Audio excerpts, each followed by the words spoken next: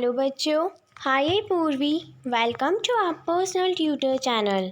आज हम लोग कक्षा 10 का एक पाठ पढ़ने वाले हैं। अब कहाँ दूसरे के दुख से दुखी होने वाले, जिसके लेखक है निदा फाजली, 1938 से 2016। तो पहले हम लेखक के बारे में पढ़ेंगे, फिर पाठ पढ़ेंगे। 12 अक्टूबर 1938 को दिल्ली में जन्मे फ़िदा फ़ाज़ली का बचपन ग्वालियर में बीता। निदा फ़ाज़ली उर्दू को 77वीं पीढ़ी के महत्वपूर्ण कवि माने जाते थे। आम बोलचाल की भाषा में और सरलता से किसी के भी दिलो दिमाग के घर कर सके, ऐसी कविता करने में इन्हें महारत हासिल है। वहीं निदा फ़ाज़ली अपनी गद्य रचनाओं के शेर और शायरी परोकर बहुत कुछ को थोड़े में कह देने के मामले में अपने किस्म के अकेले ही कद्कार है। निदा फ़ाज़ली की लफ्ज़ों का पुण्य नामक कवि की पहली पुस्तक आई। शायरी की किताब खोया हुआ सा कुछ के लिए 1999 के साहित्य अकादमी पुरस्कार से सम्मानित निदा फ़ाज़ली की आत्मकथा का पहला भाग दीवारों के बीच और दूसरा दीवारों के पार शीर्षक से प्रकाशित हो चुका है। फिल्म उद्योगों से संबंध रहे निदा फ़ाज़ली का निधन 8 फरवरी 2016 को हुआ। यह तमाशा मेरे आगे किताब में संकलित एक अंश प्रस्तुत है। पाठ प्रवेश। कुदरत ने यह धरती उस तमाम जीवधारियों के लिए अता फरमाई है जिन्हें खुद उसी ने जन्म दिया है।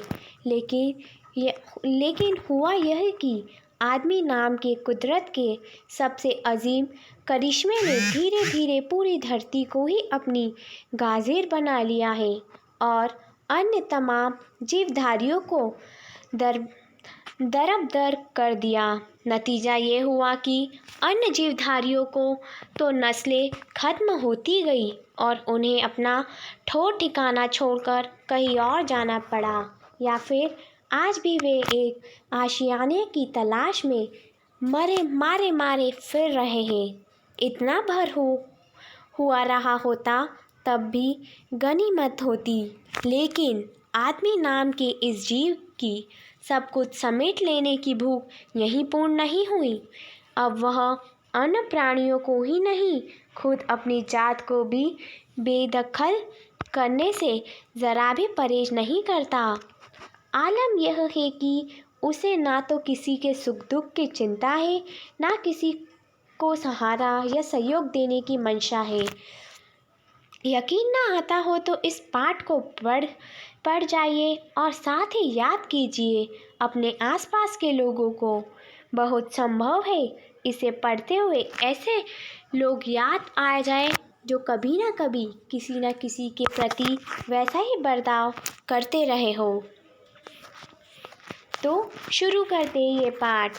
अब कहाँ दूसरों के दुख से दुखी होने वाले। बाइबल के सोलोमन, जिन्हें कुरआन में सुलेमान कहा गया है, इसी से 1025 वर्ष पूर्व एक बादशाह थे। कहा गया है वह केवल मानव जाति के ही राजा नहीं थे, सारे छोटे बड़े पशु पक्षी के भी हाकिम थे। वह इन सभी भाषा भी जानते थे। एक दफ़ा सुलेमान अपने लश्कर के साथ एक रास्ते से गुजर रहे थे। रास्ते में कुछ चींटियों ने घोड़ों की टापों की आवाज़ सुनी तो डर कर एक दूसरे से कहा, आप जल्दी से अपने अपने बिलों में चलो, फौज आ रही है। सुलेमान उनकी बातें सुनकर थोड़ी दूर तक रुक गए और चींटियों से बोले, घबराओ नहीं, सुलेमान को खुद ने सबका रखवाला बनाया है। मैं किसी के लिए मुसीबत नहीं हूँ, सबके लिए मुहब्बत हूँ। चींटियों ने उसके लिए ईश्वर से दुआ की और सुलेमान अपनी मंजिल की ओर बढ़ गए। ऐसी एक घटना का जिक्र सिंधी भाषा के महाकवि शेख अयाज ने अपनी आत्मकथा में किया है, जिन्होंने लिखा है, एक दिन उनके पिता कुएं से नहाकर लौटे। माँ ने भोजन परोसा। उन्होंने जैसे ही रोटी का कौर तोड़ा, उनकी नज़र अपनी बाजू पर पड़ी। वहाँ एक काला चियोटा रेंग रहा था। वह भोजन छोड़कर उठ खड़े हुए। माँ ने पूछा, क्या बात है, भोजन अच्छा नहीं लगा?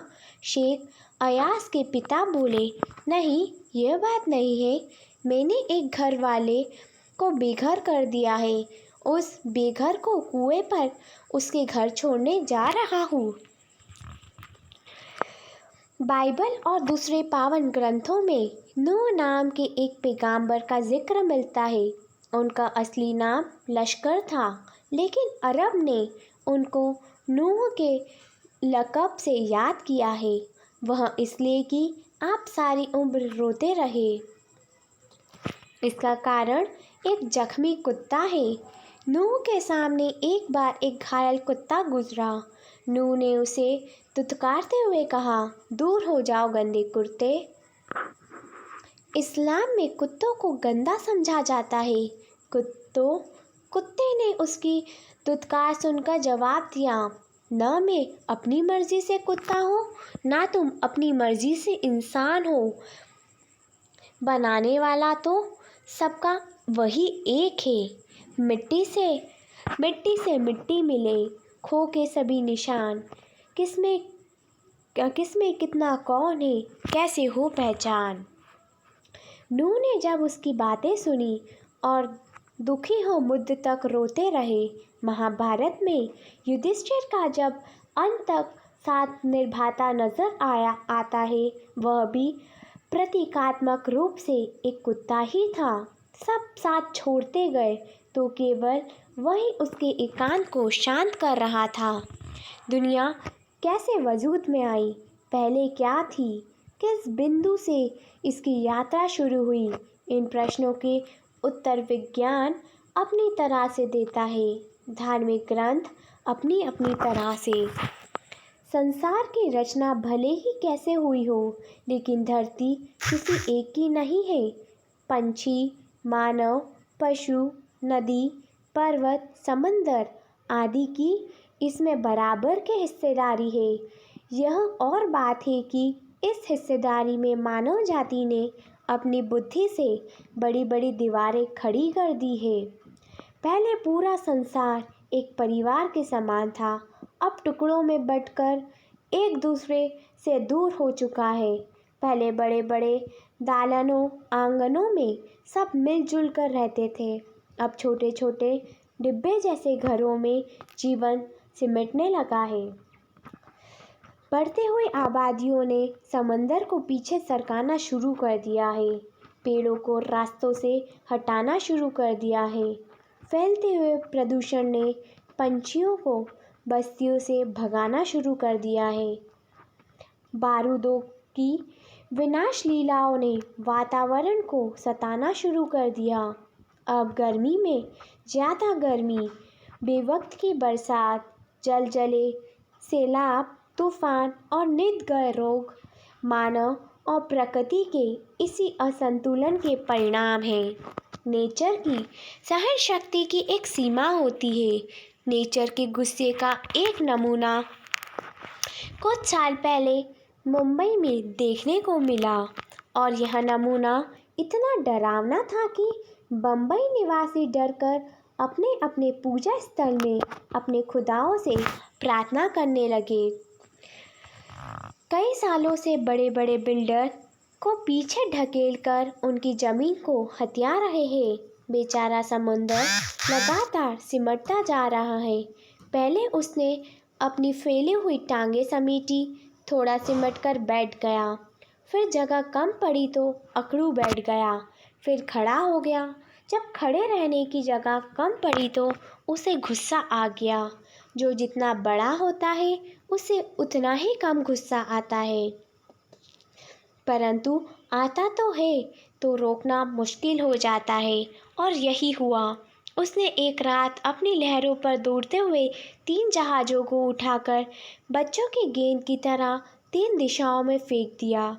एक वर्ली के समुंदर के किनारे पर आकर गिरा, दूसरा बांद्रा में कार्टर रोड के सामने औंधे मुंह और तीसरा गेटवे ऑफ इंडिया पर टूटकर सैलानियों का नज़ारा बना। बावजूद कोशिश वह फिर से चलने फिरने के काबिल नहीं हो सका। मेरी माँ कहती है, सूरज ढले आंगन के पेड़ों से पत्ते मत तोड़ो, पेड़ रोएंगे। दिया बाती के वक्त फूल को मत तोड़ो, फूल बदुआ देते हैं। दरिया पर जाओ तो उसे सलाम किया करो, वह खुश होते हैं। कबूतरों को मत सताया करो, वे हज़रत मोहम्मद को अजीज़ है। उन्होंने उन्हें अपनी मजाल के निराले गुदन पर घोंसला बनाने की इजाज़त दे रखी है। मुर्गों को परेशान नहीं किया करो, वह मुल्ला जी के पहले मोहल्ले में अनजान देकर सबको सवेरे जगाता है। सबकी पूजा एक सी, अलग अलग है रीत। मस्जिद गए मौलवी, कोयल गाए गीत। फिर से, सबकी पूजा एक सी, अलग अलग है रीत। मस्जिद जाए मौलवी, कोयल गाए गीत। ग्वालियर में हमारा एक मकान था। उस मकान के दालन में 2 रोशनदान थे। उसमें कबूतर के एक जोड़े ने घोंसला बना लिया था। एक बार बिल्ली ने उछक कर 2 में से एक अंडा तोड़ दिया। मेरी माँ ने देखा तो उसे दुख हुआ। उसने स्टूल पर चढ़कर दूसरे अंडे को बचाने की कोशिश की, लेकिन इस कोशिश में दूसरा अंडा उसी के हाथ से गिरकर टूट गया। कबूतर परेशानी में इधर उधर फड़फड़ा रहे थे। उनकी आंखों में दुख देखकर मेरी माँ की आंखों में आंसू आ गए। इस गुनाह को खुदा से मुआफ़ कराने के लिए उसने पूरा दिन रोज़ा रखा। दिन भर कुछ खाया पिया नहीं, सिर्फ रोती रही और बार बार नमाज़ पढ़ कर खुदा से इस गलती की मुआफ़ करने की दुआ मांगती रही। ग्वालियर से मुंबई की दूरी ने संसार को काफ़ी कुछ बदल दिया है। बसरवा में जहाँ आज मेरा घर है, पहले यहाँ दूर तक जंगल था, पेड़ थे, परिंदे थे और दूसरे जानवर थे। अब यहाँ समंदर के किनारे लंबी चौड़ी बस्ती बन गई है। इस बस्ती ने न जाने कितने परिंदों चरिंदों से उनका घर छीन लिया है। इनमें से कुछ शहर छोड़कर चले गए हैं, जो नहीं जा सके उन्होंने यहाँ वहाँ डेरा डाल लिया है। इनमें से 2 कबूतरों ने मेरे फ्लैट के एक मचान में घोंसला बना लिया है। बच्चे अभी छोटे हैं, उनके खिलाने पिलाने की जिम्मेदारी अभी बड़े कबूतरों की है। वे दिन में कई बार आते जाते हैं और क्यों ना आ जाए, आखिर उनका भी घर है। लेकिन उनके आने जाने से हमें परेशानी भी होती है। वे कभी किसी चीज़ को गिराकर तोड़ देते हैं, कभी मेरी लाइब्रेरी में घुसकर कबीर या मिर्ज़ा गालिब को सताने लगते हैं। इस रोज़ की परेशानी से तंग आकर मेरी पत्नी ने उस जगह जहां उनका आशियाना था एक जाली लगा दी है। उनके बच्चों को दूसरी जगह कर दिया। उनके आने की खिड़की को भी बंद किए जाने लगा है। खिड़की के बाहर अब दोनों कबूतर रात भर खामोश और उदास बैठे रहते हैं। मगर अब ना सोलोमन है जो उनकी जुबान को समझकर उनका दुख बांटे, ना मेरी माँ है जो इनके दुख की सारी रात नवाज़ों में काटे। नदियाँ सींच खेत को तोता कुतरे आम, सूरज ठेकेदार सा सबको काटे काम। नदियाँ सींचे खेत को तोता कुतरे आम, सूरज ठेकेदार सा सबको बांटे काम। बच्चों, I hope you enjoy this video, and if you have any query related to this video, so please comment in comment box. Thank you. Have a nice day.